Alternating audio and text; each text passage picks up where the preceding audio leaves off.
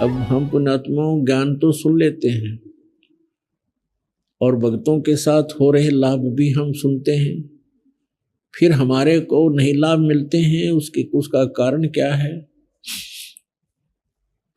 उसके ऊपर भी आपने बहुत विवेचन करना पड़ेगा, तभी आप इस भक्ति मार्ग पर चल पाओगे।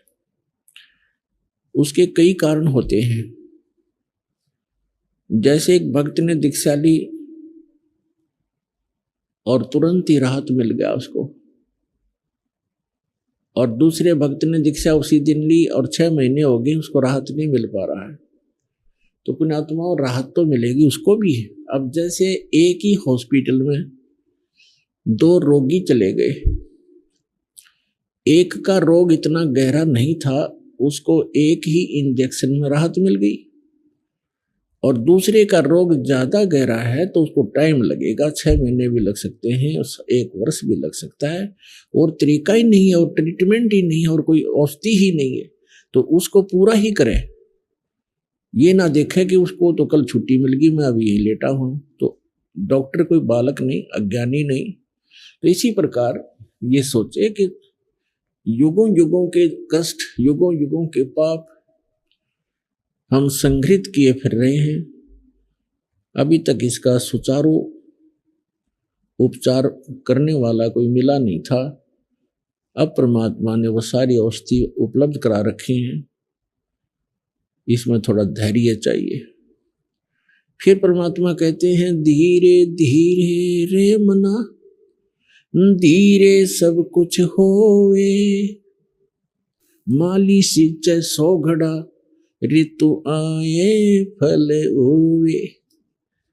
अभी तक जितो भी साधना पृथ्वी पर कोई कर रहा है, किस ब्रह्मांड में कर रहा है, उसकी भक्ति शास्त्र अनुकूल नहीं है। पूर्व जन्म के शुभ संस्कारों से उसे कोई लाभ भी हो रहा है तो उसकी पिछली बैटरी चार्ज थी, उसी से लाभ हो रहा है, भविष्य का भक्ति क्रम उसको नहीं प्राप्त हो रहा। तो अब आपने ये यथार्थ भक्ति मार्ग का पौधा बीजा है आम का,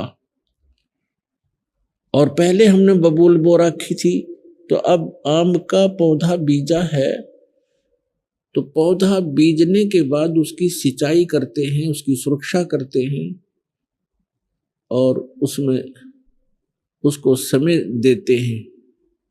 धीरे मालूम होता है कि ये आम का पौधा है, बड़ा होगा, पेड़ बनेगा, और पेड़ बनने के बाद फिर देखना फल कैसे लदपद को हो जाएंगे।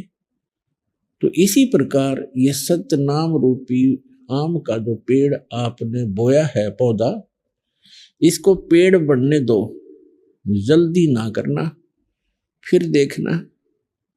परमात्मा कहते हैं धीरे धीरे रे मना, धीरे सब कुछ हो, और माली सींचे 100 घड़ा। माली माने बुद्धिमान व्यक्ति जो उस प्रोसेस से परिचित है, सैकड़ों घड़े पानी डालता ही रहता है वो प्रतिदिन। तो ये 2-4 वर्ष के अंदर वो उसमें सैकड़ों घड़ा पानी डाल देता है, और फल फिर भी नहीं लग रहे होते हैं, लेकिन वो परिचित व्यक्ति है उसका, वो हिम्मत नहीं हारता, उसको विश्वास है कि इसको फल लगेंगे। तो ठीक इसी प्रकार परमात्मा कहते धीरे धीरे रे मना, धीरे सब कुछ हो, माली सींचे 100 घड़ा, ऋतु आए फल हो। तो इस प्रकार पुण्यात्मा इस भक्ति मार्ग के अंदर सबसे पहले ज्ञान पूरा हो। परमात्मा कहते हैं कि ज्ञान संपूर्ण हुआ नहीं, अर्धा नहीं छिदाए, और देखा देखी भक्ति का रंग नहीं ठहरा है।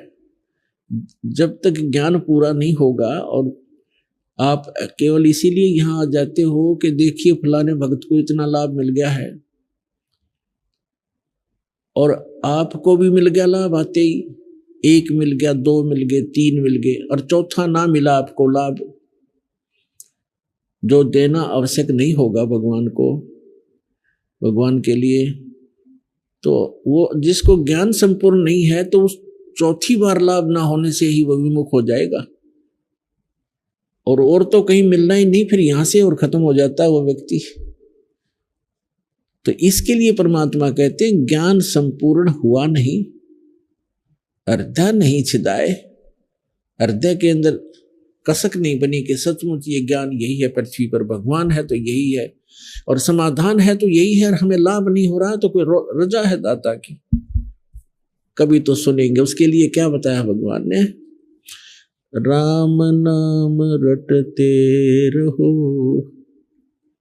राम नाम रटते रहो, जब तक घट में प्राण, कभू तो दीन दयाल के हे भनक पड़ेगी कान।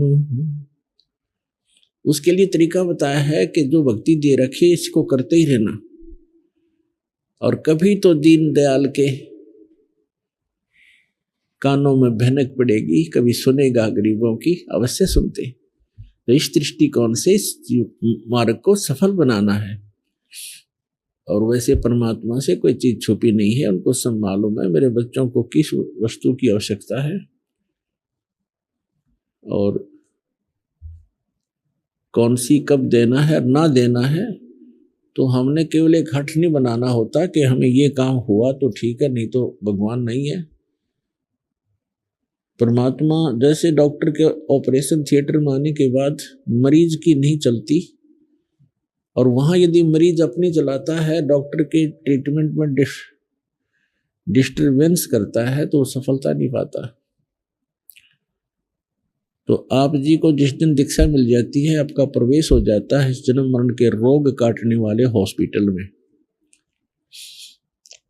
और फिर काम परमात्मा का है, वो कैसे आपको कौन से लाभ दे, कौन से छोटे मोटे कष्ट भी देने होते हैं। जैसे इंजेक्शन लगाता है डॉक्टर तो भी कष्ट होता है, तो कष्ट नहीं होता,